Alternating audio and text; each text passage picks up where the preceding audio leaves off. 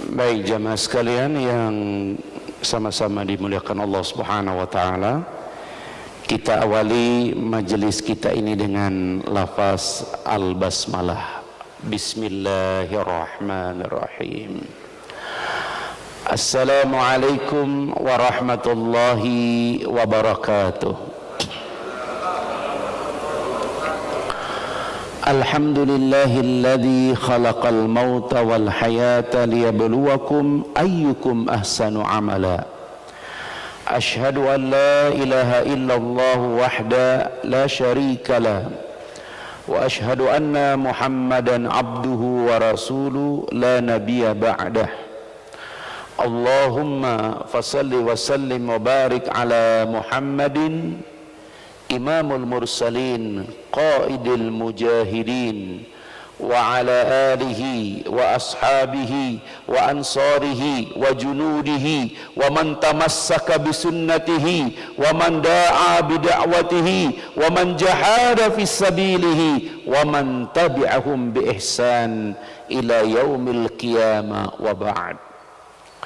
Faqala ta'ala Ya ayyuhalladzina amanu taqullaha haqqa tuqatih wa la tamutunna illa wa antum. Wa qala ta'ala ya ayyuhalladzina amanu taqullaha wa kunu ma'as shadiqin.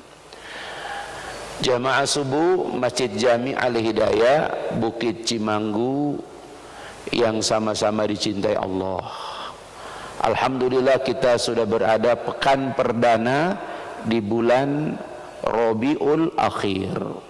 Ingat, kalau sudah Rabiul Akhir, Jumadil Awal, Jumadil Akhir, Rajab, Sya'ban, Ramadan. Masya Allah. Sahabat itu hidupnya 6 bulan sebelum Ramadan berdoa, ya Allah pertemukan kami dengan Ramadan.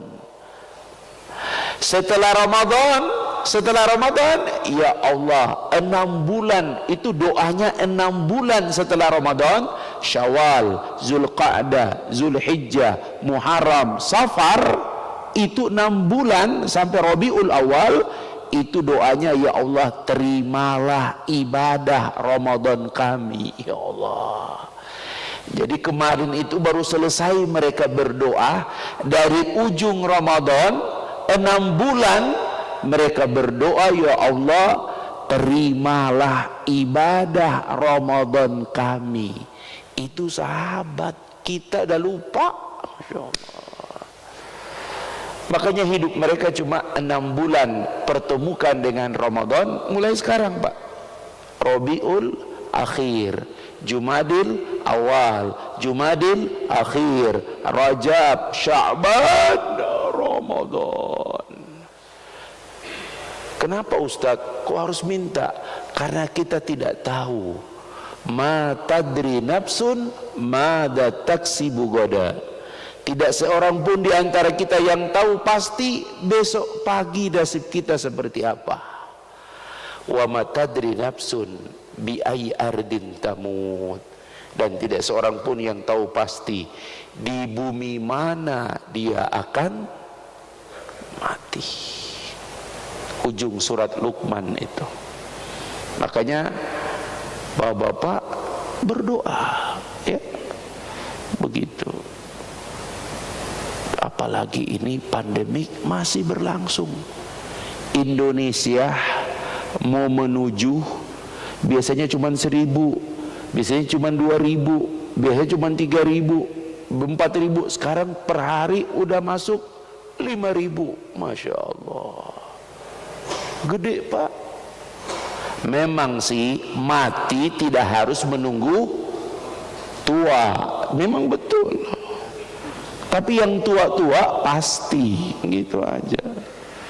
Kemarin ada sahabat kami 44 tahun, 43, 3 hari berturut-turut, Kamis, Jumat, Sabtu, rapat direksi, bagus karirnya Pak, di Bandung. Hari Sabtu pulang, hari Ahad pagi kita samperin bersepeda, enggak deh, enggak enak badan.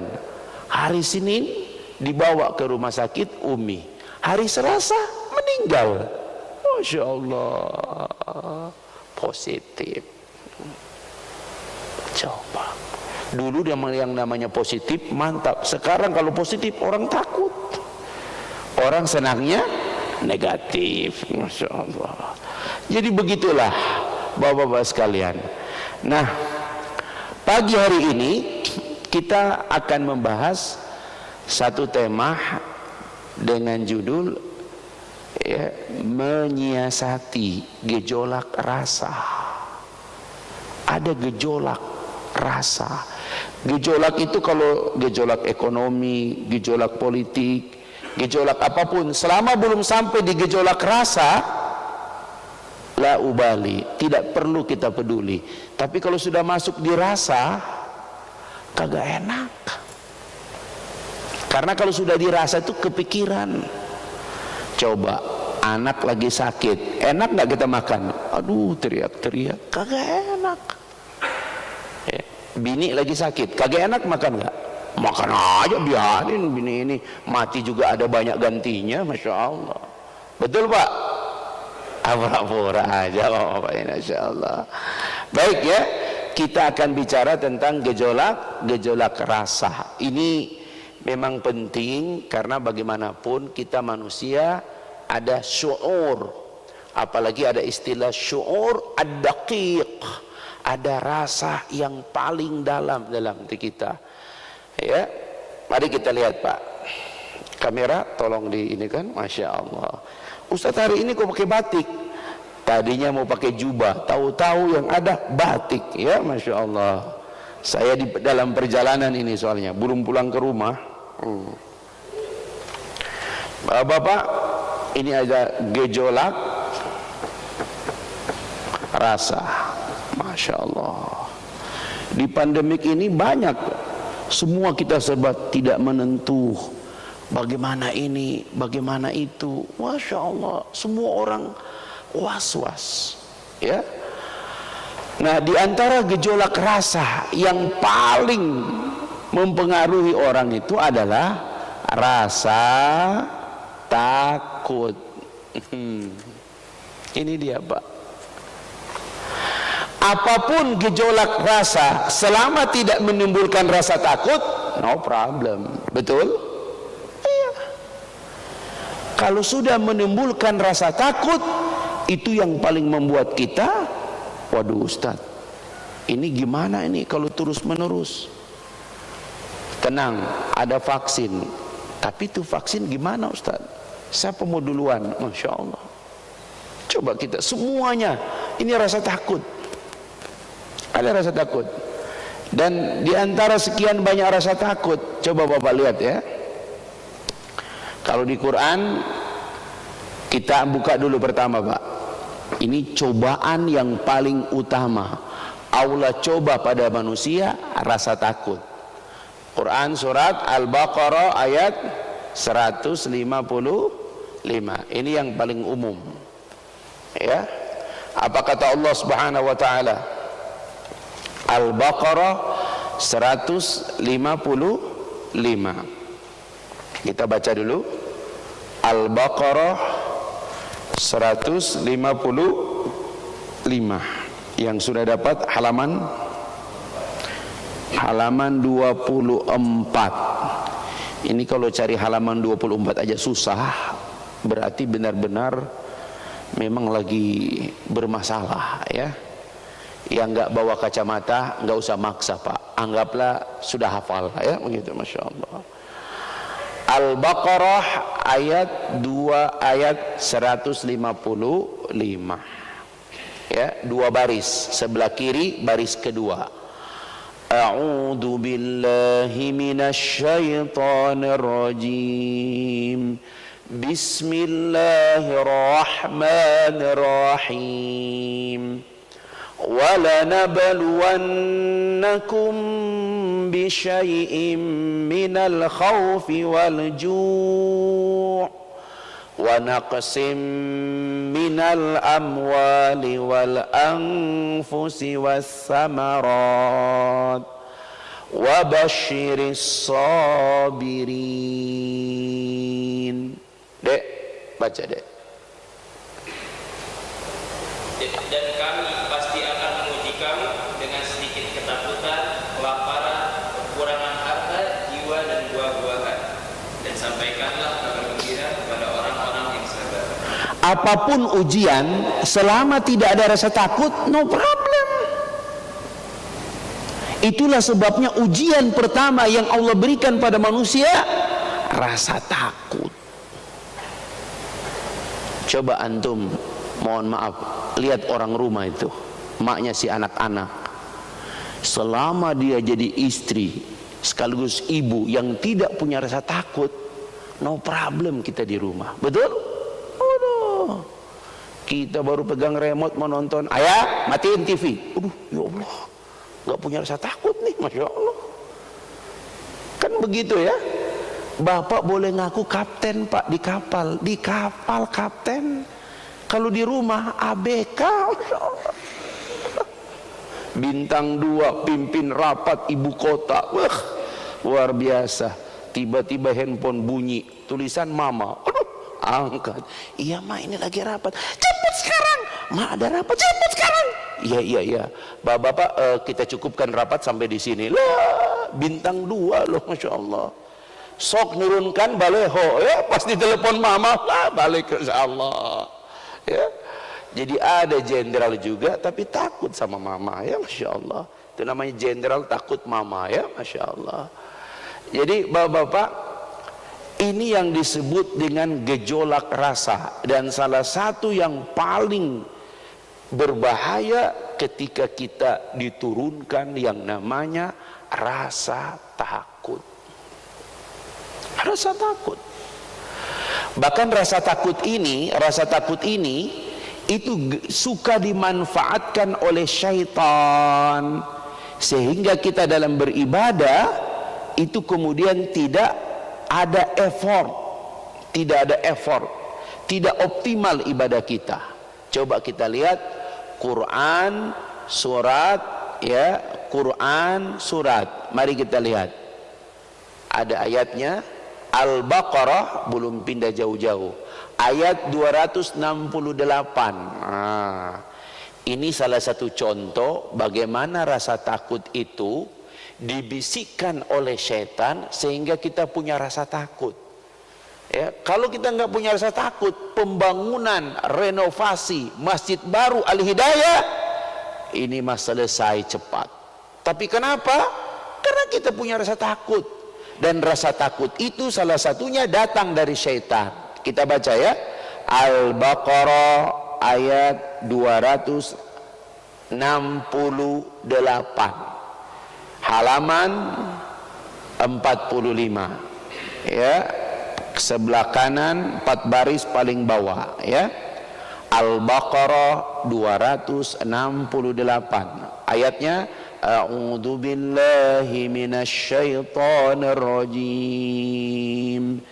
Bismillahirrahmanirrahim. Asy-syaitanu ya'idukumul faqra wa ya'murukum bil fakhsya. Wallahu ya'idukum maghfiratan minhu wa fadla. Wallahu wasi'un alim. Lanjut deh. Setan menjanjikan menakut-nakuti kemiskinan kepadamu dan menyuruh kamu berbuat keji, kikir, sedangkan Allah menjanjikan ampunan dan karunia-Nya untukmu, dan Allah Maha Luas Maha Mengetahui. Asy-syaitan ya'idukumul faqra. Setiap kali ada orang mau berinfak, syaitan akan datang, yuwaswisu fi sudur, ya, yuwaswisu fi sudurin nas. Dia akan membuat yuwaswis. Waduh, apa yuwaswisnya? Ya'idukumul faqra. Nanti kalau kamu nyumbang ini renovasi masjid, maka kenapa? Kamu akan jadi miskin. Masya Allah. Jadi ternyata Pak, orang pelit itu salah satu penyebab pelit. Bapak nggak usah sumbang 1 miliar Pak di masjid ini Pak. Tiap hari aja Bapak datang masukin 50.000. Kalau 1 tahun lumayan Pak. Ya, nyicil aja. Infak itu tidak harus tuntas, tapi kalau ada 10 miliar lebih bagus.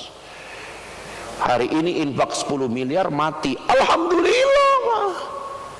Kalau kau tak bisa berbuat ya, dengan ilmumu, kau tak bisa menyumbangkan ide pikiranmu, kau tak bisa berbuat dengan ibadahmu, maka kau bantu dengan hartamu. Masya Allah. Jadi di antara yang menyebabkan orang pelit itu kan rasa, betul tidak? Ada keropak lewat kan? Waduh, apalagi di syuting video begini. Oh, kalau di syuting, makanya kalau pingin itu keropak diisi, syuting. Masya Allah. Jadi keropak tuh lewat ada videonya. Coba, canggih itu, belum pernah ada di dunia keropak lewat tuh pakai video gitu. Pas orang nyomong dia lihat foto itu. Masya Allah, itu ngisi orang rata-rata. Coba Pak, pakai roda ini, kemudian dengan keropak jalan tuh, itu nggak ada yang nggak ngisi Pak. Ya. Ada yang mau ngisi Pak, ya, diketuk sama orang dari belakang. Pak, gitu apa? Ini, oh, kaget dia, kan jatuh duit 100.000, dia masukin, gitu. Wah, seperti itu. Dia lupa. Pas di kerobak sudah pergi, si yang ngasih itu kasih tahu, itu duit bapak jatuh. Aduh, Masya Allah. Ya, jadi bahwa bapak orang pelit itu kan pelit itu bukan logik Pak, itu rasa. Pak, bapak mau berinfak, kalau pakai logika nggak akan jadi-jadi. Makanya ibadah, salah satu ibadah yang butuh rasa itu infak. Orang pelit itu Pak rasa. Makanya orang yang paling rese di muka bumi, haji, kaya, luar biasa, pelit, hidup lagi. Aduh, ya Allah. Mohon maaf Ji ya, Masya Allah. Bini 2 lagi. Allah, ya Allah. Pelit ya Allah. Tapi itu, kenapa dia pelit? Sudah dapat jawabannya. Apa itu? Setan menakuti-nakuti. 20.000, 50.000, 10.000, 5.000, 100.000, 2.000. Ada keropak lewat. Cenderung mana kita masukin dari 100, 50, 20, 10, 5, 2.000? Cenderung mana orang masukin keropak? Masya Allah, takbir. Teori 100 ya, Masya Allah. Duh ya Allah, kata bini, mampir beli nasi padang. Duh, kalau 100 nggak berapa ini, Masya Allah. Ya'idukumul faqra. Ada rasa takut. Jadi itu dia, takut. Seperti itu. Orang mau berjihad Pak, orang berjihad itu kalau ada rasa takut nggak mungkin. Infiru khifafan wasiqalan. Pergilah kalian berjihad dalam keadaan apa? Ringan ataupun berat. Abu Tolha menerjemahkan mudah ataupun tua. Mudah ringan, tua pun berat. Anaknya 4 laki-laki semua. Kata anaknya, ayah, kau telah berjihad dengan Rasul, kau telah berperang dengan Abu Bakar, kau telah berperang bersama Umar. Saatnya sekarang anak-anakmu. Apa kata Abu Tolha? Dek, kalau bab surga tidak ada tua muda. Dia bacakan surat At-Taubah. Infiru, bersegera kalian, ya. Infiru, bersegeralah kalian, ya. Khifafan wasiqalan. Berjihad di jalan Allah baik dalam keadaan ringan maupun berat. Makanya coba lihat, semua orang yang punya rasa takut tak berani ngomong. Betul? Kenapa ada kita lihat ulama itu kalau ngomong keras sekali, urat takutnya sudah hilang. Saya sampai hari ini nggak berani ngundang Kiai Waloni itu nggak berani saya ngundang dia tuh. DKM bermasalah itu kalau Waloni itu. Itu ditantang si ngabelin apa tuh? Ya, tantang apa? Oh itu. Saya bilang ini orang sudah tua tuh Waloni itu. Udah hilang rasa takut.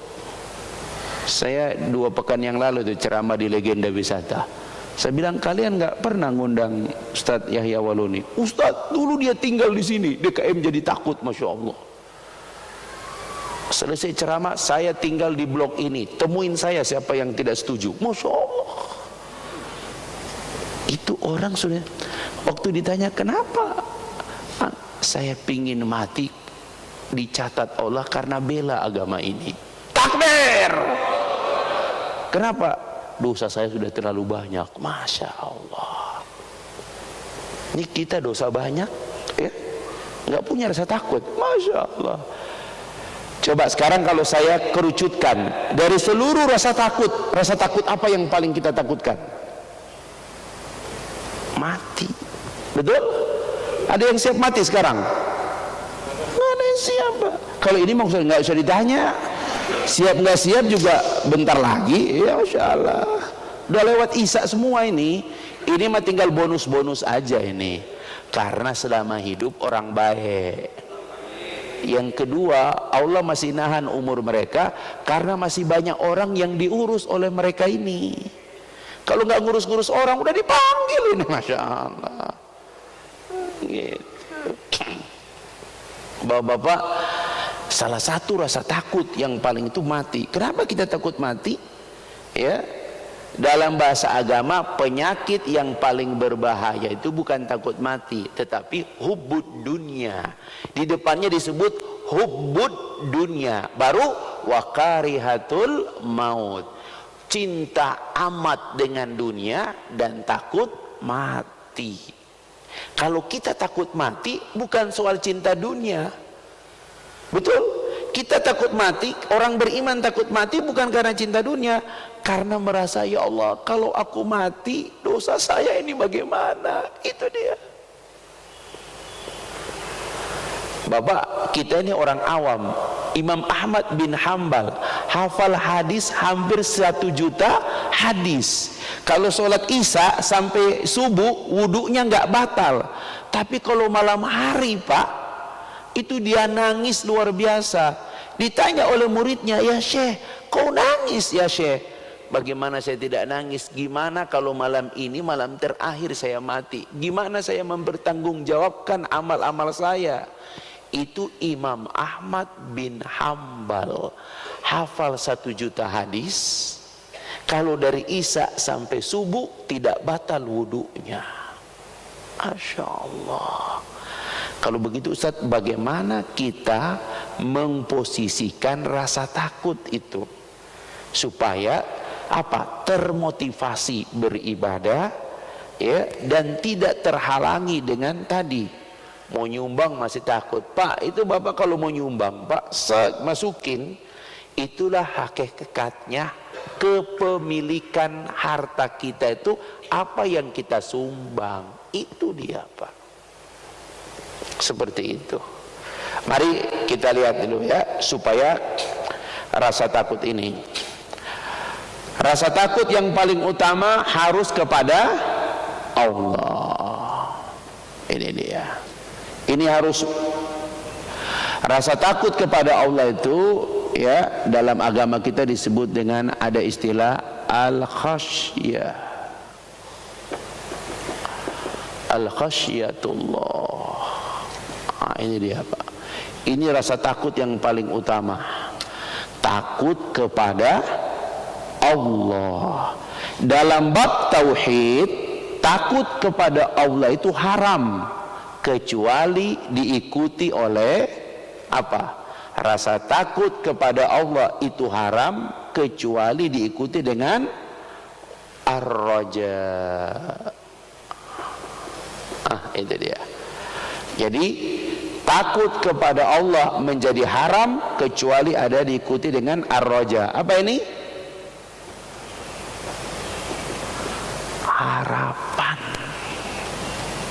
Jadi tidak boleh takut kepada Allah kecuali diikuti oleh ar-raja, harap, al-khasya war-raja, takut kepada Allah dan tapi punya harapan. Untuk menggambarkan bagaimana bentuk rasa takut seorang hamba kepada Allah, pada saat yang sama dia punya harapan kepada Allah, itu cuma dilambangkan dengan satu saja. Apa ini Ustaz? As-shalah. Ini dia. Jadi orang mukmin yang takut kepada Allah diikuti oleh harapan, itu lambangnya di sholat. Itulah sebabnya Pak, kenapa sholat itu menjadi lambang penghambaan seorang manusia pada Allah. Karena sesungguhnya sholat itu adalah bentuk rasa takut. Ustadz, kenapa? Rasa takut yang diikuti dengan harap kepada Allah. Kita berdiri sholat. Sholat itu karena perintahnya akimi, maka harus berdiri. Nggak boleh sholat nggak berdiri. Orang yang nggak bisa ruku dan sujud, tetap dia harus berdiri. Cuma pas ruku dan sujud dia duduk. Selama dia masih berdiri, sholatnya harus berdiri. Karena perintah sholatnya qoma, akimi sholat. Qomatnya qad qomatis sholat. Kalau pakai letter lek, berdiri kalian untuk sholat. Begitu Pak. Jadi kalau ada orang tuh sholat dari awal duduk, itu kecuali sama sekali dia nggak sanggup berdiri. Kalau dari awal dia masih bisa berdiri, wajib dia berdiri. Kalau dia nggak bisa ruku karena bermasalah di lutut, maka dia cuma ruku dan sujud saja yang dia duduk. Tetapi kalau berdiri harus.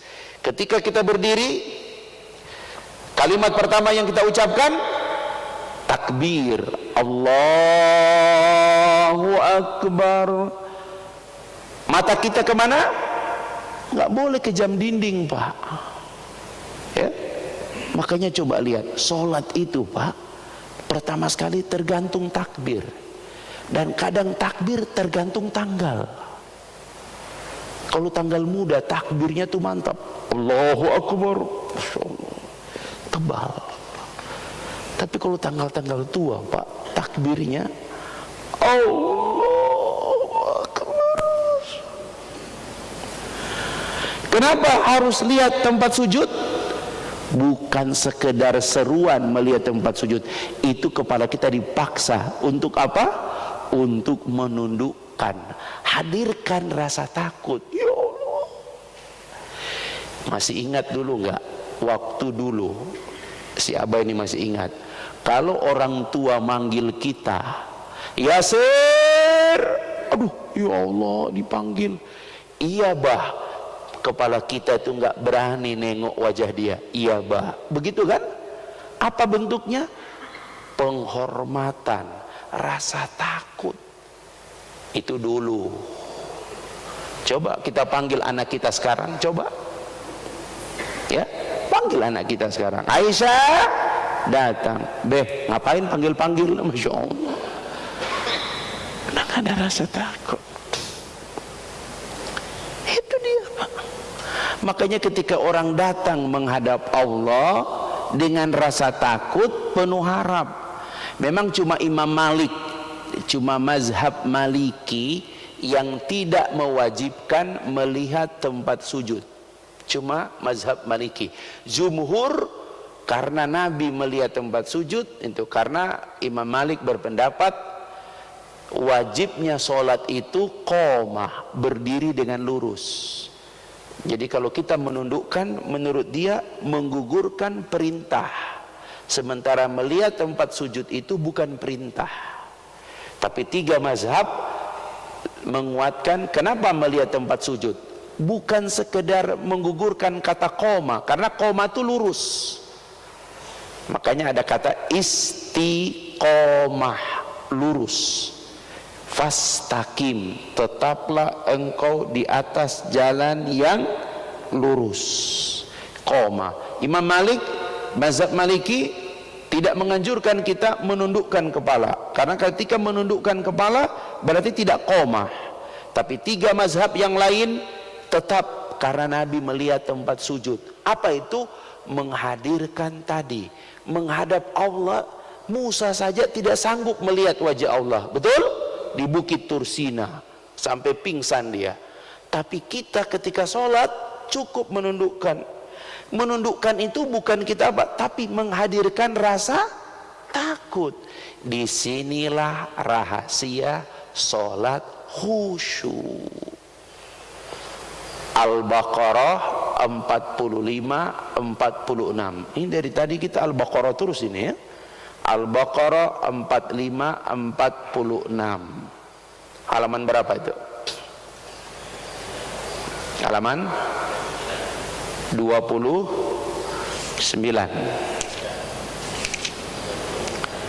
Oh 30. Al-Baqarah 45-46. Halaman berapa? Halaman 7. Qul nahbitu.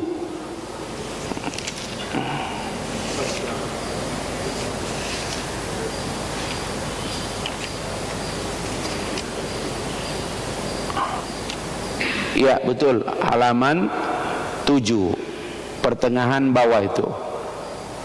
Kita baca, a'udzubillahi minasyaitonirrajim. Bismillahirrahmanirrahim. Wasta'inu bis-sabri was-salah wa innaha lakabiratun illa 'alal khashi'in. Khashi'in, ya, jadikanlah sabar dan sholat sebagai penolongmu. Tetapi itu berat, kecuali orang yang khusyuk. 46. Alladzina yazunnuna annahum mulaqu rabbihim wa annahum ilaihi rajiun. Tafsir ayat bil ayat. Siapa al-khasyiin? Siapa orang-orang yang khusyuk? Alladzina yazunnuna, orang-orang yang yakin ketika dia berdiri salat dia lagi mulaqu rabbihim, liqa'a ma'a rabbihi, lagi liqa, lagi pertemuan dengan Allah. Bapak kalau datang ke istana, semua pejabat kalau menghadap presiden pasti begini dulu kan? Itu kan Pak? Itu cuma presiden. Masa kita datang sholat tidak menundukkan? Allahu Akbar. Begitu Pak. Tunduk, rasa takut. Kenapa? Karena kita lagi berjumpa dengan Rabbus samawati wal ardh. Sebagaimana ungkapan Ashabul Kahfi, pemuda Kahfi dipanggil oleh raja. 7 pemuda Al-Kahfi, ya, telah Allah cabut rasa takut mereka. Ketika satu kampung pada waktu itu mereka berkumpul di sebuah tempat terbuka merayakan festival. Di festival itu mereka menyembah berhala. Satu pemuda keluar, dia pergi bersembunyi di tempat-tempat gelap. Tiba-tiba ada pemuda yang lain. Kenapa kamu? Jadi mereka 7 orang itu nggak saling mengenal, nggak janjian Pak. Kata yang satu, saya tidak suka itu acara itu. Saya juga tidak suka. Tahu-tahu, kamu 7 orang itu berkumpul. Akhirnya mereka ketahuan sama raja. Raja panggil. Setelah dilihat nama, bapaknya semuanya anak pejabat. Masya Allah. Anak-anak pejabat. Ketika ditanya, ya, siapa Tuhan kalian? Mereka berkata, qalu rabbuna rabbus samawati wal ardh. Tuhan kami adalah Tuhan yang menciptakan langit dan bumi. Ini yang disebut dalam tauhid, disebut tauhid rububiyah. Mengakui bahwa langit dan bumi ini diciptakan oleh Allah. Ingat, tanamkan ini kepada anak-anak kita. Kenapa Ustadz? Sederhana. Kalau ada yang bilang Isa itu Tuhan, balikin pertanyaannya. Apakah Isa menciptakan langit dan bumi? Tidak. berarti Isa bukan Tuhan. Titik. Apakah sapi yang mereka sembah itu Tuhan? Pertanyaan gampang. Apakah sapi pernah menciptakan langit dan bumi? Apa jawabannya? Tidak. Berarti sapi bukan Tuhan. Begitu rumusnya. Apakah kuburan mayat yang mereka sembah itu adalah Tuhan? Pertanyaan sederhana. Apakah kuburan dan mayat-mayat itu pernah menciptakan langit dan bumi? Tidak. Kesimpulannya, mayat dan kuburan bukan Tuhan. Begitu yang disebut tauhid rububiyah. Tauhid rububiyah tidak cukup, harus diikuti oleh tauhid uluhiyah. Bagaimana tauhid uluhiyah? Allah jelaskan, ya, Toha surat 20. Surat Toha, ingat, surat yang membuat si keras kepala, orang yang tidak pernah nangis, orang yang tidak pernah gagal. Umar bin Khattab tunduk dengan surat Toha. Toha. Umar kaget. Apa ini Toha? Kalau orang Bandung langsung ngerti. Oh, Ami Toha, Masya Allah. Tapi Umar bukan orang Bandung. Dia nggak ngerti. Saha eta Toha. Toha. Surat ke-20 yang dibacakan oleh Fatimah adiknya. Toha. Ma anzalna hadal Qur'ana litasqa. Quran ini tidak diturunkan untuk bikin susah. Kata Umar, lah ternyata Quran bukan buku untuk susah. Masya Allah. Coba lihat Pak, hati yang keras. Ya, doa Nabi, Allahumma a'izzal Islam bi umarain. Ternyata ketika dia mendengar bacaan adiknya Fatimah, itu menyentuh hatinya. Bapak, kita geser ke ayat 14. Inilah hakikat uluhiyah. Apa itu?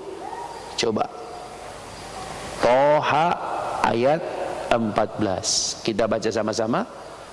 Halaman berapa itu? Toha surat 20 ayat 14. Halaman 313. Catat baik-baik. Kalau di Jakarta ada 212, di Quran ada 313. Ini catat baik-baik. Ayat yang ke-14. Apa ayatnya? A'udzu billahi minasyaitonir rajim. Bismillahirrahmanirrahim. Innani anallah la ilaha illa ana fa'budni wa aqimis salata lidzikri. Catat baik-baik ini ayat. Ini ayat yang harus kalian jadikan dalil sebagai tauhid uluhiyah. Kenapa kalian disebut Tuhan kalian Allah? Inilah jawabannya. Dia sendiri yang memperkenalkan dirinya. Innani anallah. Sesungguhnya aku adalah Allah. Allah sendiri yang memperkenalkan dirinya. Maka jelas kenapa kita Allah. Karena Allah yang memperkenalkan dirinya. Innani anallah. Sesungguhnya aku adalah Allah. La ilaha illa ana. Tidak ada Tuhan yang boleh kalian sembah. Uluhiyah. Tidak ada boleh Tuhan yang, kalau Rabbun yang menciptakan, yang memelihara. Tapi kalau ilahan yang disembah, makanya kita tidak mengatakan la Rabbu, tidak, tapi la ilaha illallah. Fa'budni, sembahlah, pengabdian hanya kepadaku. Bagaimana caranya? Wa aqimis shalah, dengan cara mendirikan sholat. Untuk apa sih? Lidzikri, untuk mengingatku. Bapak-bapak, kalau bapak tadi subuh sholatnya hanya ingat Allah, berarti bapak benar secara tauhid uluhiyah. Tapi kalau bapak tadi sholat ingat macam-macam, Pak, hati-hati. Tidak sedikit kita ikut sholat, tapi sholat kita kualitasnya sholat orang muna. Tahu sholat orang muna? Fik. Ada ustadz, sholatnya orang munafik. Orang munafik itu bareng dengan kita ke masjid, Pak. Tapi kalau kita bicara tertentu, langsung pulang dia.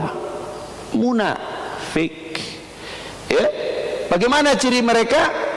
Loncat sedikit. Surat 4, surat An-Nisa ayat 142. Loncat dikit. Surat An-Nisa ayat 142. Ya, An-Nisa 142, halaman 101. Halaman 101. Coba kita lihat, jangan-jangan sholat kita sholatnya orang munafik, padahal sholat itu menghadirkan rasa takut kepada Allah. Kita baca sama-sama.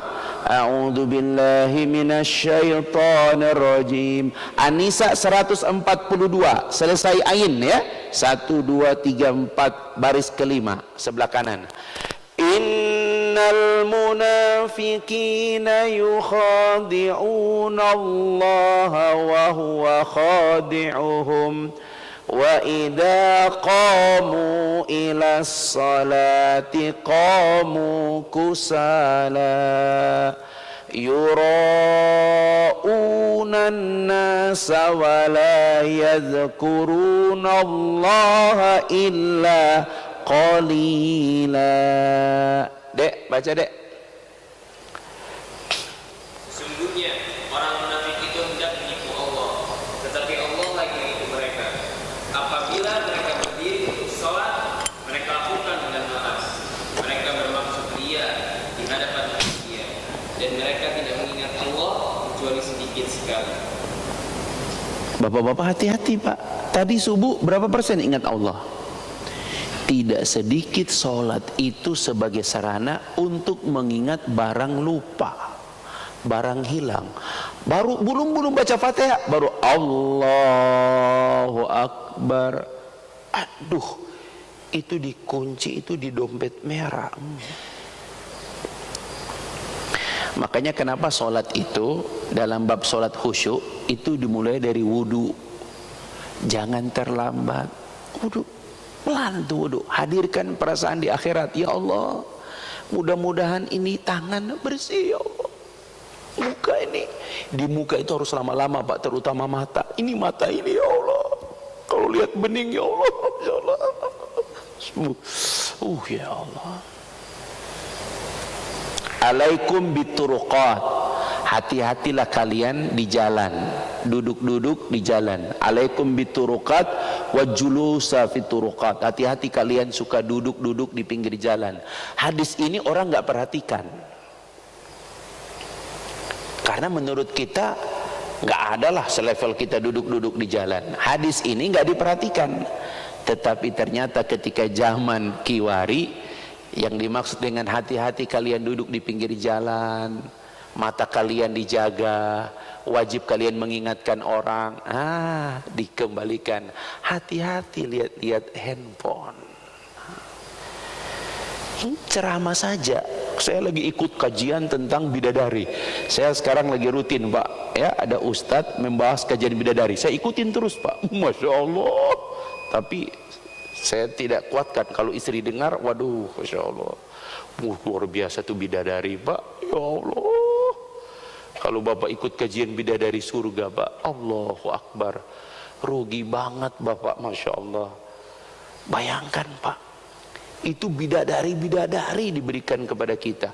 Bidadari itu Pak, jangankan dirinya, kerudungnya aja Pak, keluar sedikit aja ke bumi, mati lampu satu dunia, langsung terang menderang. Itu kerudungnya Pak, langsung wangi. Ya Allah, kerudungnya bidadari. Bagaimana bidadari?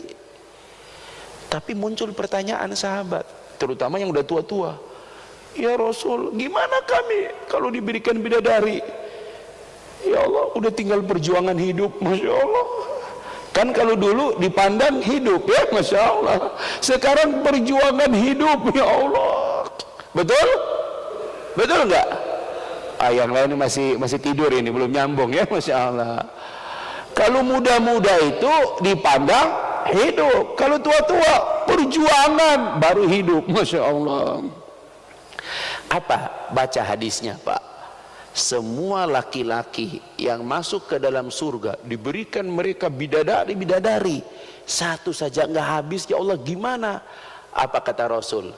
Allah janjikan kepada mereka, ya, dia dijadikan sebagai seorang laki-laki yang punya kekuatan lebih kuat dari 100 pria terkuat yang paling kuat pernah ada di dunia. Masya Allah. Ya kan Bapak kalau menikah lagi hitung-hitung dulu, kuat enggak? Kalau di atas 50 udah telat Pak. Masya Allah. Gini-gini mah udah zikir aja lah, ya Allah. Makanya di akhirat kenapa bidadari yang Allah janjikan? Karena ternyata pria-pria itu Allah jadikan mereka lebih kuat dari 100 pria yang paling kuat yang pernah ada di dunia. Masya Allah. Itulah Pak nikmat itu. Bidadari itu begitu. Makanya kembali lagi Pak, jangan sampai ini kita sholat nggak ingat yang lain. Makanya kalau sholat khusyuk itu lihat Ali bin Abi Thalib. Masya Allah. Bil ilmi, dengan ilmu. Karena Ali bin Abi Thalib dari 10 sahabat yang masuk surga, cuma dia yang paling miskin. 9 sahabat yang dijamin masuk surga, semuanya tajir. Kecuali 1, menantu Nabi, sepupu Nabi, Ali bin Abi Thalib. Tetapi ketika dia wafat, apa kata semua sahabat? Separuh ilmu yang pernah Allah turunkan di muka bumi terkubur bersama Ali bin Abi Thalib. Masya Allah.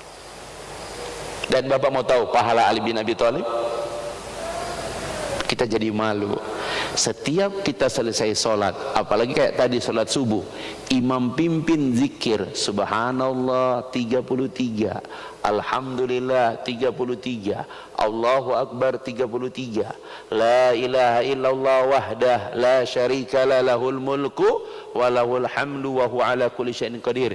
Mazhab mana yang tidak pakai zikir ini selesai sholat? Ada enggak? Semua mazhab, Sunni, Syiah, apapun, Ahmadiyah, pakai zikir ini. Pertanyaannya, Ustaz, apa kaitannya dengan Ali bin Abi Thalib? Inilah hadiah yang Allah tukarkan kepada Ali dan Fatimah gara-gara pembantu yang sudah dijanjikan oleh Nabi. Kalau perang dapat tawanan wanita, maka tawanan wanita itu akan diserahkan kepada Fatimah dan Ali, dididik dan untuk membantu keluarga Ali dan Fatimah. Tapi mereka berdua telat datangnya, sengaja dilambatkan. Ada sahabat datang, Nabi mah kalau orang datang ambil. Terus yang ini gimana? Urusannya lain lagi. Datang mereka berdua. Ali malu, bilang itu kan abahmu, kamu aja dah, gitu. Masya Allah. Mau minta aja pembantu, malu mereka berdua. Ya Rasul, yang engkau janjikan ada tidak? Masya Allah, Nabi tersenyum. Masya Allah, menentunya bukan disuruh pilih untuk ngikut pilkada, bukan. Masya Allah, beda. Ya Allah, ya Allah, ya Allah. Menentunya Ali bin Abi Thalib dan Fatimah dipanggil. Nabi tersenyum. Ya Fatimah, ya Ali, ada apa? Kali ini Fatimah mengatakan, ada apa Abi? Masya Allah. Maukah ditukarkan pembantu yang kalian pinta sudah diambil oleh sahabat, tapi Jibril beritahu, maukah kalian diganti dengan yang lebih baik dari dunia dan isinya? Masya Allah. Apa itu? Setiap kalian selesai sholat, ucapkan tasbih 33, tahmid, takbir, tahlil. Masya Allah. Sejak saat itu menjadi syiar bagi seluruh sahabat. Semua orang yang mengucapkan itu 100 kan total ya, 33, 33, 33, tahlil, la ilaha illallah. Itu setiap kali kita mengucapkan itu Pak, Fatimah dan Ali dapat bagian pahalanya. Allah.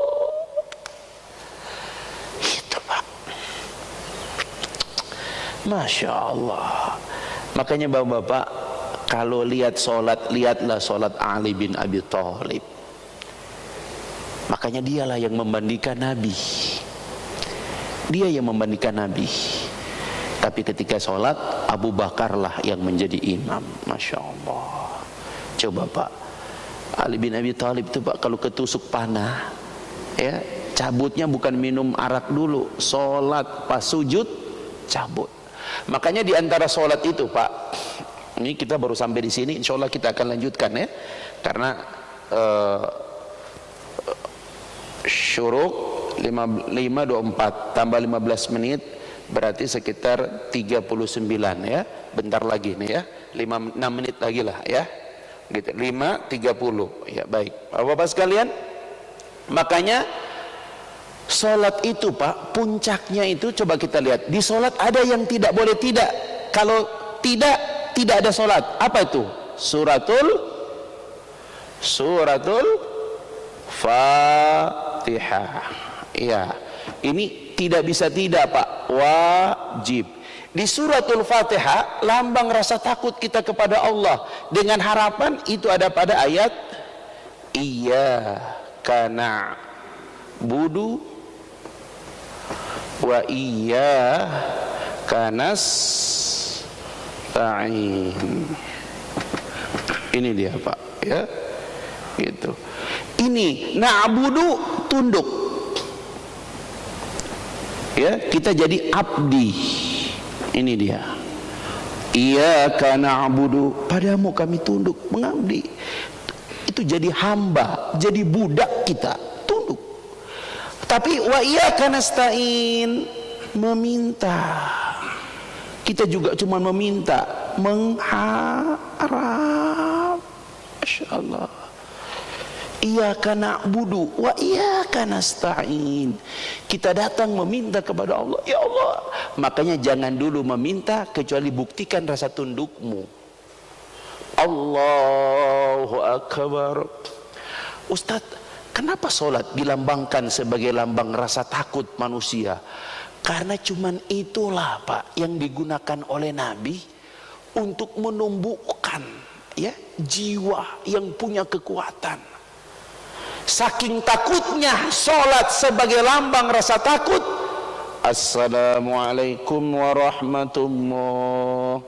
Assalamualaikum warahmatullah. Kalimat apa yang pertama yang kita ucapkan setelah selesai salam? Astaghfirullah. Masya Allah. Ustadz, kita nggak bikin dosa, kita baru selesai sholat, kenapa kita mengucapkan istighfar? Karena kita takut ya Allah.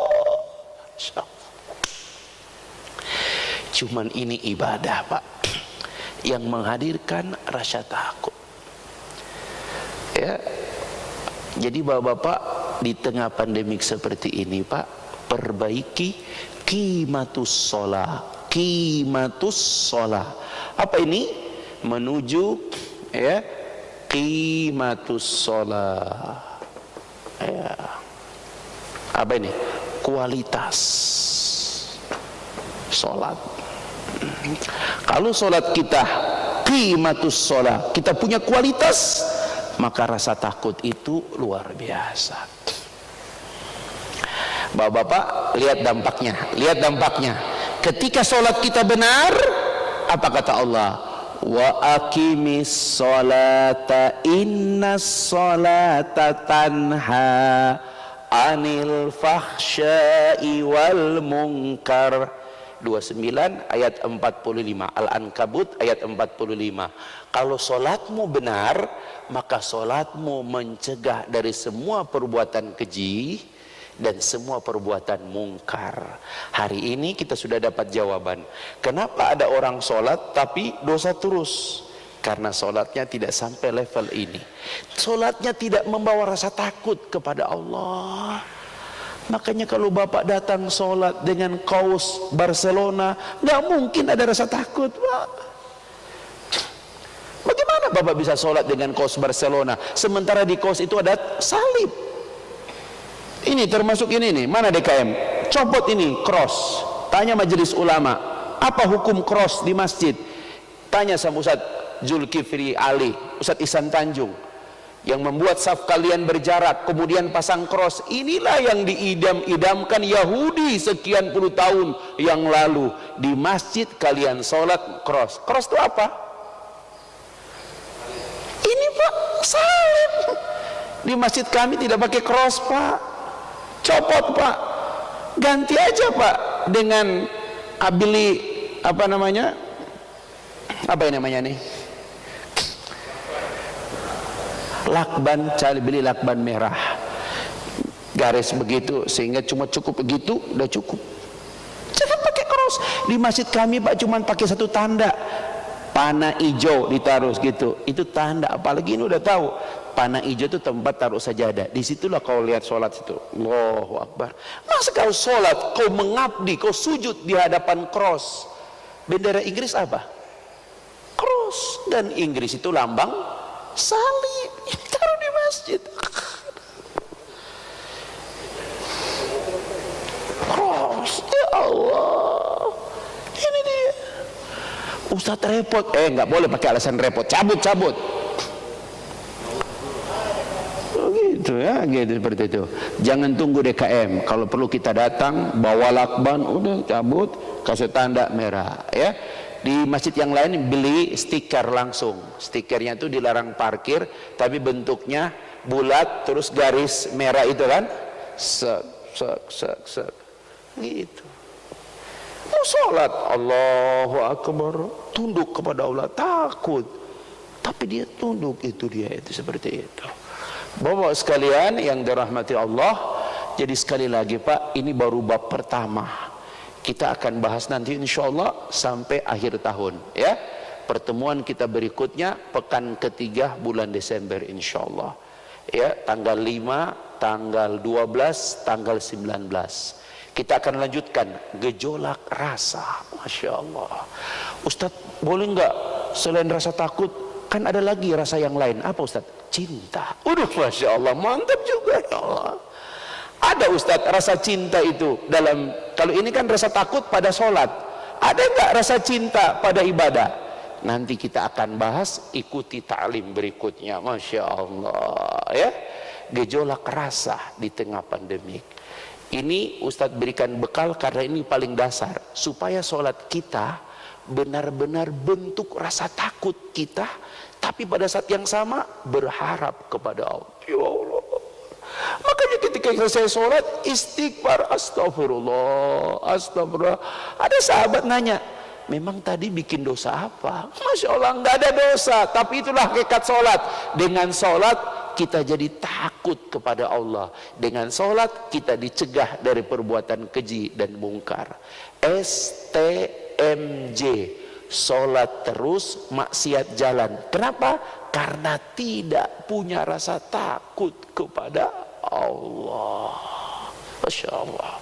Baik Bapak-Bapak sekalian, mudah-mudahan insya Allah ini menjadi motivasi bagi kita semua. Hadirkan rasa takut itu. Ketika kita punya rasa takut kepada Allah, manusia akan sungkan, akan takut kepada kita, karena Allah hadirkan rasa itu. Masya Allah. Dan inilah yang dimiliki oleh para ulama-ulama yang tidak punya rasa takut lagi. Masya Allah. Takbir! Astaghfirullahaladzim, astaghfirullahaladzim, astaghfirullahaladzim. Allahumma salli ala Muhammad wa ala ali Muhammad wa sallim radallahu ta'ala fi kulli sahabati rasul ajma'in hamdan syakirin, hamdan yuwafi ni'mah wa yukafi mazidah. Ya Rabbana walakal hamdu kama yanbaghi li jalali wajhika wa adimi sultanik. Allahumma Rabbana zalamna anfusana wa illam taghfir lana wa tarhamna lanakunanna minal khashirin. Allahumma aksim lana min khasyatik ma tahulu bihi bainana wa baina ma'syatik. Ya Allah, hadirkan rasa takut pada diri kami, hadirkan rasa takut padamu ya Allah, yang membuat kami meninggalkan semua maksiat. Ya Allah, ya Allah, hadirkan rasa takut pada keluarga kami sehingga mereka termotivasi beribadah di tengah pandemik ini. Ya Allah, berapa banyak hambamu yang sudah kau panggil di tengah pandemik ini. Ya Allah, kalau kami boleh meminta, ya Allah, angkat wabah ini. Ya Allah, Jangan kau biarkan kami hidup di tengah pandemik yang terus berkelanjutan ya Allah. Allahumma ya Allah, usaha kami berat, perdagangan sepi, ya Allah padamu kami memohon ya Allah. Jangan kau biarkan kami hidup di tengah kesulitan yang panjang ini ya Allah. Allahumma rabbana zalamna anfusana wa illam taghfir lana wa tarhamna lanakunanna minal khasirin. Allahumma rzuqna taubatan nasuha. Allahumma inna nas'aluka min husnil khatimah. Afrik alaina sabran ya Allah, afrik alaina sabran, beri kami kesabaran ya Allah, terutama pada pasangan hidup kami ya Allah, istri-istri kami ya Allah. Beri mereka kesabaran mendampingi, membesarkan anak-anak kami ya Allah. Beri kesabaran para istri ya Allah, mendampingi para suami di tengah masa-masa sulit seperti ini ya Allah. Jauhkan dari mulutnya kata-kata kasar, jauhkan dari mulutnya kata-kata kotor, jauhkan dari mulutnya kata-kata putus asa ya Allah. Allahumma rzuqna rizqan halalan tayyiban wa ilman nafi'an wa qalban khashi'an wa amalan salihan mutaqabbala ya Allah. Rabbana atina fid dunya hasanah wa fil akhirati hasanah wa qina adzabannar wa adkhilna jannata mal abrar ya aziz ya ghafar ya rabbal alamin. Wa sallallahu ala Muhammad wa ala alihi wa barak wa sallam walhamdulillahi rabbil alamin. Subhanakallahumma wa bihamdik asyhadu an la ilaha illa anta astaghfiruka wa atubu ilaik. Lebih dan kurangnya mohon dimaafkan. Billahi fissabil haq. Assalamualaikum warahmatullahi wabarakatuh.